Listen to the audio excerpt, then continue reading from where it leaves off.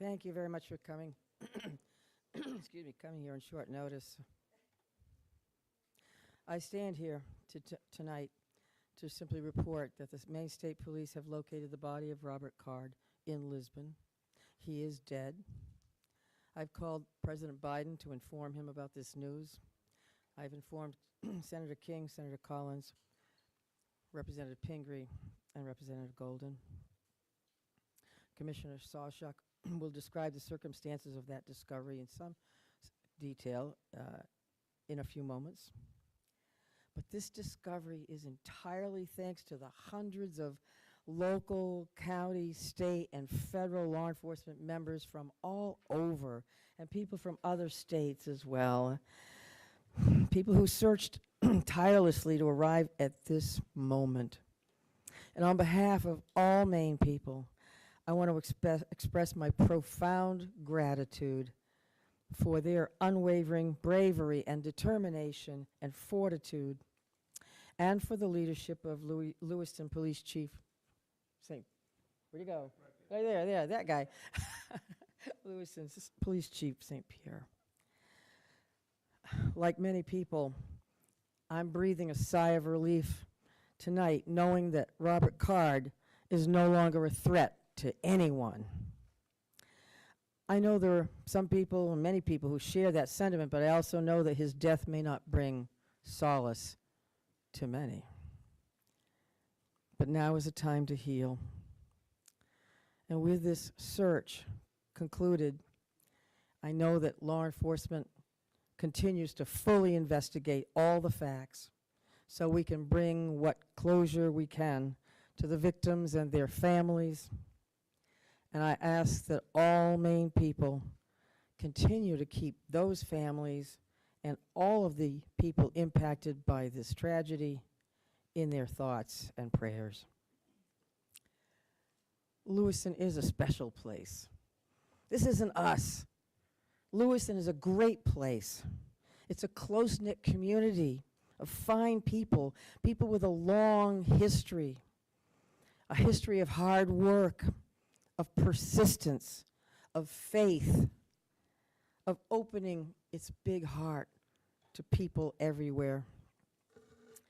And tonight, the city of Lewiston and the state of Maine begin to move forward on what will be a long and difficult road to healing, but we will heal together. Thank you. And again, my deepest gratitude of all the people of the state of Maine, to these wonderful members of law enforcement who came from all over to help us solve this crime and put closure on this investigation. Robert Card is dead. Now I'm going to turn it over to Commissioner Sawchuk.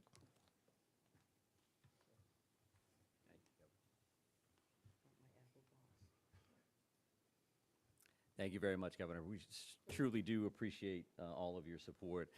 I think it's incredibly important that the next person that speaks this evening is Lewiston's chief law enforcement champion, and that is Dave St. Pierre. Dave. Thank you, Mike. And thank you, Governor, for allowing me this opportunity. Bear with me, please. I certainly did not have much time to prepare a speech here. I want to say to everybody, thank you so much. Our community can now breathe a sigh of relief, as the Governor stated, and I can't echo that enough. Our work, again, is not done here. I was very elated tonight when I got the call from Commissioner Sawchuk advising me of the revelation of what took place, and that Mr. Card is deceased and no longer a threat to our community or any other community. I just don't want to forget the families that are grieving and will continue to grieve. I don't want to forget the law enforcement officials that have worked tirelessly throughout this whole event to come to a good conclusion. Our men and women of the Lewiston Police Department, of all of our surrounding agencies. We have with us Chief McGee here from Lisbon, where Mr. Card was found. This is vitally important to all of us that this conclusion came to light tonight. We're gonna grieve for the families that lost loved ones here. We're gonna continue to work. We're gonna persevere. And we've become better people for it, is in terms of working together as teams. We've learned a lot from some mistakes. We've won a lot of accomplishments this evening. Again, I wasn't really prepared for this on a Friday night at 10:30, but I'm very happy to be here and very happy to say the threat is over. Thank you. Just a reaction from your officers when they got the news, sir, of this, your officers were working this case. Sure, so our officers are being notified now as we speak. Some know, obviously, sooner than others. There are many that are still home. They're home with their families, and I'm quite certain at this point in time, we all know about this. This is something that all of our law enforcement personnel, ours and any surrounding community, has been paying very close attention to in awaiting positive news or good news, and this is by far the best news we've had in quite some time. Was there any belief at this time that the suspect was dead before finding him, or did this come as a brand new revelation that you never saw coming before this? So our reality here is that this search has been extensive, it's been thorough, it's been nonstop since the minute we started speaking with you and long before that. So all of these options are on the table, as we knew. We continue to search locations, in some cases multiple times, and we will have more information about exactly how this went down. We're going to have another briefing tomorrow morning at 10 o'clock, and I would please encourage you to think about next steps from your end, information that you would find important. And I will say that this is not going to be a long Q&A this evening. We wanted to make sure that we got this information out as fast as possible and as responsible as possible. And what I mean by that is that the time between the notification of the press release and now, there wasn't a lot of details there. There wasn't a lot of details there because we wanted to talk to the victims' families. We wanted to say, this is coming. It's important that they heard that information as close to first as anybody else. And you know who else we called? Was the family of the suspect. And they lost a loved one in this scenario. And there were many of that family that was very cooperative with us throughout. So they deserve that phone call. So we had those conversations tonight before joining you here. We also got a chance to spend some time with the brothers and sisters of law enforcement and our public safety partners that have been so incredibly helpful over the last few days, to say the least. So, one second. So right here, sir.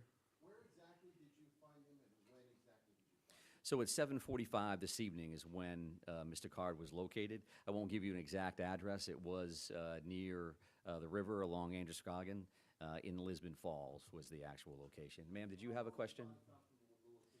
Ma'am, did you have a question?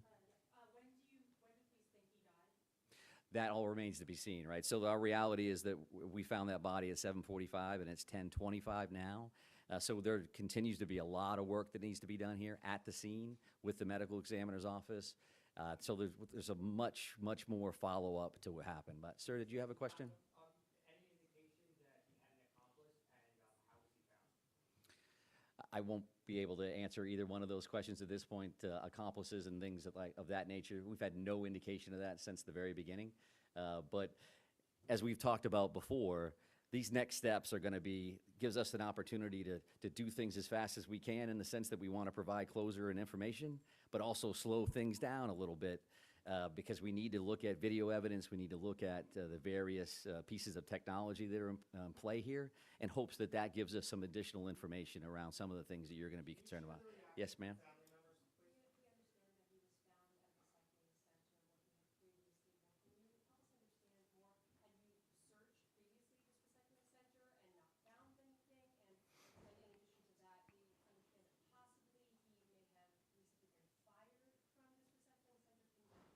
Yeah, I'm happy to take a look at that information in hopes that I can get that back to you tomorrow morning at 10 o'clock.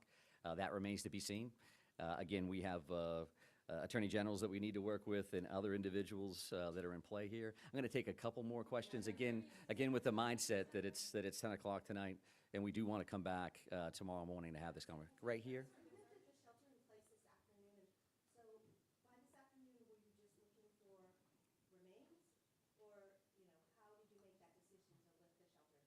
Yeah, sure. So I think that that was an ongoing conversation since the minute we actually put that in place. We knew that that was an important decision. Certainly from our perspective, it made complete sense to put that order in place immediately based on the violent nature and the traumatic nature of these crimes. And as things progressed over the next few days, since Wednesday to now, we've had a lot of conversations with various town and city leadership, with the governor's office, with Chief St. Pierre, with business owners, with residents, and we have to have that balancing act of pluses and minuses. And we had that initial surge with those communities, and those communities made perfect sense for an order.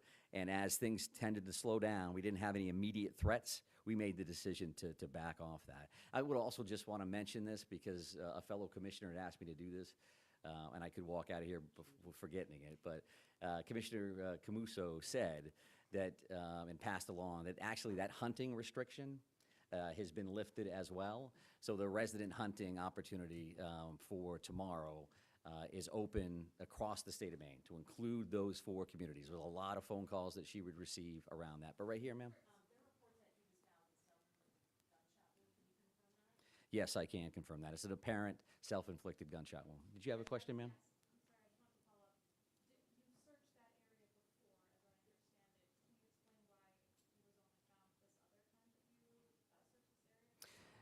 I didn't state that we had searched that area before, so.